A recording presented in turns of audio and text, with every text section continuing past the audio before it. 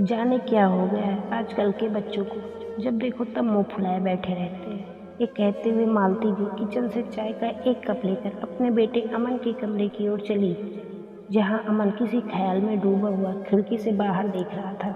अमन अपनी पॉकेट से सिगरेट निकाल ही रहा होता है कि माँ की आवाज़ सुनकर उसे पॉकेट में और अंदर की ओर ढकेल देता है। क्या हुआ बेटा? मालती जी ने अपने बेटे को गुमसुम चेहरे को देखकर बहुत ही प्यार से पूछा।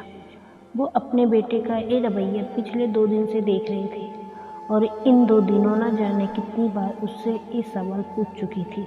कुछ नहीं माँ, मैं ठीक हूँ और प्लीज़ ये पूछना बंद करो, मैं कोई छोटा बच्चा नहीं हूँ, अमन ने थोड़ा इरिटेट होते हुए कहा। यह सुनकर मालती जी थोड़ा सैड होकर चाय का कप रखते हुए कहा, चाय ठंडी होने से पहले पी लेना, और चुपचाप वहाँ से चली गई। माँ को यूँ जाता देखकर अमन को तुरंत ये एहसास हुआ कि उसे माँ से ऐसी बात नहीं करनी चाहिए थी। वो ये सोचते हुए उधर देख ही रहा था कि बगल से कुछ गिरने की आवाज़ आई। उसने झाँक कर देखा कि उसके पापा एक बड़ा सा पत्थर गाड़ी से उतरवा कर हाथ झाड़ रहे थे। फिर वही खटखट कहकर इरिटेट होते हुए अमन अपना चाय का कप लेकर छत पे चला गया और उन ख्यालों में फिर डूब गया जिन्होंने उसे 2 दिन से गुमसुम बना दिया था। रोशनी की ये बात की, तुम्हारे अंदर अच्छाइयाँ ही क्या है कि मैं तुम्हारे साथ रहूँ। तुम हर वक्त गुस्से में रहते हो और बस मुझ पे चिल्लाते रहते हो, वो भी सबके सामने। अमन के जहन में बार बार गूंज रही थी। अमन को रोशनी से ब्रेकअप का भी उतना दुख नहीं था जितना कि उस बात का था कि सब उससे इसी एक वजह से दूर हो रहे हैं। उसने अपने 2 दोस्त पहले ही अपने गुस्सैल नेचर के कारण खो दिए थे, लेकिन आज रोशनी की बात से अमन कुछ ज़्यादा ही हर्ट हुआ था। आज वो खुद से खुद के अच्छे या बुरे होने पर सवाल जवाब कर रहा था। इससे पहले कि वो अपने माइंड में चल रहे सवाल जवाब में अपनी कुछ सफाइयाँ दे पाता, उसकी बहन मानसी की आवाज़ उसके कानों पर पड़ी, जो उसे विचारों के सागर से खींचकर वास्तविकता पर ले आई। मानसी गुस्से में चिल्ला रही थी। वो जैसे ही छत से उतरकर नीचे पहुंचा, मानसी गुस्से में बोली, तुम मेरा मोबाइल चार्ज से निकाल कर हमेशा अपना क्यों लगा देते हो? क्योंकि चार्जर मेरा है, अमन ने भी उसी टोन में जवाब दिया। तो मेरा चार्जर किसने तोड़ा? मानसी ने फिर गुस्से से पूछा। इसी बात पर दोनों झगड़ने लगे। दोनों की तेज आवाज़ सुनकर उनके पापा मम्मी भी इसी कमरे में पहुंच गए। अमन तो इतना बड़ा होकर भी बच्चों की तरह झगड़ रहा है, पापा ने थोड़ी तेज आवाज़ में कहा। पापा की बात सुनकर अमन चिल्ला उठा, हाँ बुरा तो मैं ही हूँ, बुराइयाँ ही बुराइयाँ हैं मुझ में, अच्छाइयाँ तो है ही नहीं।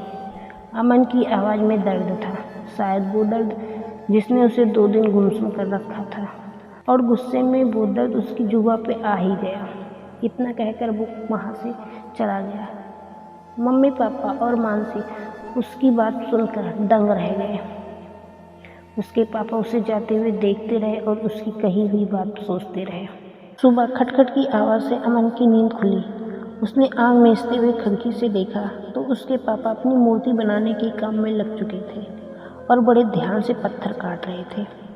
वैसे तो अमन को इस आवाज़ से आमतौर पर गुस्सा नहीं आता, क्योंकि ये उसके पापा का पेशा है, लेकिन जब वो गुस्से में होता है तब ये आवाज़ उसको बहुत गुस्सा दिलाती है। एक तो दिमाग पहले से खराब, ऊपर से ये इरिटेट आवाज़। अपने आप से कहते हुए वो उठा और पल भर में तैयार होकर ऑफिस निकल गई, ये सोचते हुए कि कल से जल्दी उठकर जल्दी निकलूँगा और घर लेट आऊँगा। उस दिन से 3-4 दिन उसने यही किया और खुद को इस इरिटेटिंग आवाज़ से बचा लिया। 5वें दिन शाम को जब वो लौट कर आया और सामने जो देखा, देखकर बस दंग रह गया। सामने रखी मूर्ति की अद्भुत सुंदरता, जो बस देखता ही रह गया। आज उसे वो खटखट की आवाज़ ने गुस्सा नहीं दिलाया, या यूँ कहें कि उसे ये आवाज़ सुनाई ही नहीं दी। वो अंदर न जाकर सीधे वहाँ चला गया जहाँ उसके पापा मूर्ति बना रहे थे।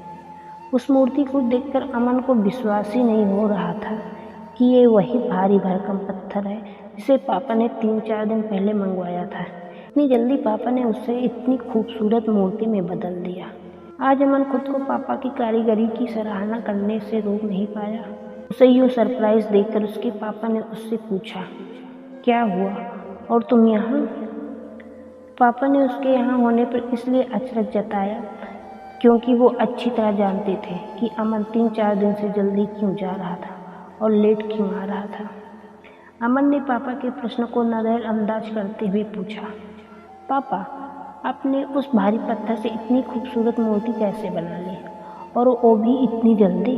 आपके पास तो कोई एडवांस टूल्स भी नहीं है। इस पर अमन के पापा ने जो उत्तर दिया उसने अमन को ही नहीं बल्कि उसके पर्सनालिटी को भी बदल दिया। उसके पापा ने कहा, बेटा, खूबसूरती इसमें पहले से ही थी, बस छिपी हुई थी। मैंने यूजलेस पोजीशन को काट छाँट कर उसकी खूबसूरती को सिर्फ उभार दिया है। ये सुनकर अमन कहीं खो सा गया। शायद उसका ध्यान रोशनी की उस सवाल की ओर चला गया था।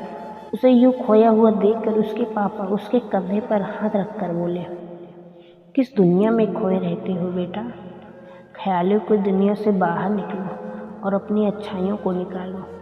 उन्होंने अमन की उस दिन वाली बात पे जोर देते हुए कहा, तुम्हारे अंदर बुराइयां ही बुराइयां नहीं बल्कि अच्छाइयां ही अच्छाइयां हैं, बस तुम्हें उन्हें उभारना है, ठीक इस मूर्ति की तरह।